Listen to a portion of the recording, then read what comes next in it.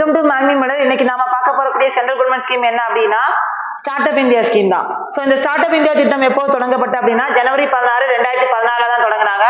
இதை செயல்படுத்திட்டு வரக்கூடிய அமைச்சகம் எது அப்படின்னா இந்திய அரசின் வர்த்தக மற்றும் தொழில்துறை அமைச்சகம் தான் செயல்படுத்திட்டு வருது. ஸோ இந்த திட்டத்தை எதற்காக கொண்டு வந்தாங்க, இதோட நோக்கம் என்ன அப்படின்னா இந்தியாவில் தொழில்துறையை ஊக்குவிக்கணும் அப்படின்றதுக்காகவும் இந்தியாவை வேலைவாய்ப்பு வழங்கக்கூடிய நாடா மாற்றணும் அப்படின்றதுக்காக தான் இந்த திட்டம் தொடங்கப்பட்டது. ஸோ இந்த திட்டத்தின் கீழே என்னென்ன பண்ணிட்டு இருக்காங்க அப்படின்னா புதிதாக தொடங்கக்கூடிய ஸ்டார்ட் அப்களுக்கு வரிச்சலுகை கொடுக்குறாங்க, அதே மாதிரி வங்கியிலேருந்து நிதியுதவி கொடுக்குறாங்க, அதே மாதிரி ஸ்டார்ட் அப் தொடங்குற எளிதாக்குறாங்க. இந்த மாதிரி விஷயங்கள்லாம் இந்த திட்டத்தை வந்து செயல்படுத்திட்டு வராங்க. ஸோ இந்த திட்டத்துக்கு கீழே நீங்க வந்து வரிச்சலுகை வாங்கணும் அப்படின்னா நீங்க என்ன பண்ணணும் அப்படின்னா கண்டிப்பா ஸ்டார்ட் அப் இந்தியா தளத்துல போய் நீங்க வந்து ரெஜிஸ்டர் பண்ணணும். ஸோ ஸ்டார்ட் அப் இந்தியா தளத்துல ரெஜிஸ்டர் பண்ணணும் அப்படின்னா அதுக்கு முன்னாடி நீங்க புதுசா ஒரு ஸ்டார்ட் அப் தொடங்கி அதை கவர்மெண்ட்ல ரெஜிஸ்டர் பண்ணி சக்சஸ்ஃபுல்லா ரன் பண்ணிட்டு இருக்கணும். சரியா? இதே டைம் பாத்தீங்கன்னா நீங்க சக்சஸ்ஃபுல்லா ரன் பண்ணிட்டு உங்களோட ஒரு வருஷத்தோட டர்ன் ஓவர் கண்டிப்பா 100 கோடியை தாண்டக்கூடாது. அதோட கம்மியா இருக்கிறது மட்டும் தான் ஸ்டார்ட் அப்பாவே அக்செப்ட் பண்ணுவாங்க.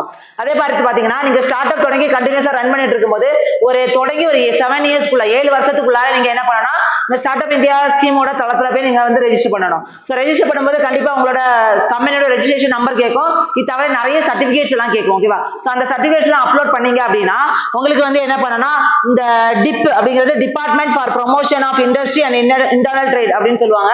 ஸோ அதை தமிழ்ல சொல்லணும் அப்படின்னா தொழில்துறை கொள்கை மற்றும் ஊக்குவிப்பு துறை அப்படின்ற துறையால அந்த சான்றிதழ்கள் எல்லாம் வந்து அங்கீகரிக்கப்பட்டுச்சு அப்படின்னா உங்களுக்கு அந்த ஸ்டார்ட் அப் தொடங்குற முதல் 3 வருஷத்துக்கு மொத்த வருமான வரியிலேருந்து எவ்வளவு 100% வரி விலக்கு தருவாங்க. இப்படிதான் இந்த ஸ்கீம் வந்து செயல்பட்டு இருக்கு. ஓகேவா? சோ கண்டிப்பா அது உங்களுக்கே தெரியும், இப்பதான் நிறைய இந்த ஸ்கீம் வந்த பிறகு இந்தியாவில் நிறைய ஸ்டார்ட் அப்கள் உருவாகி இருக்கு. அதனால நம்ம இந்தியாவே நிறைய தொழில்துறையை முன்னேறி இருக்கு நம்ம சொல்லலாம். இது போன்ற தகவலுக்கு நம்ம சேனலை சப்ஸ்கிரைப் பண்ணுங்க.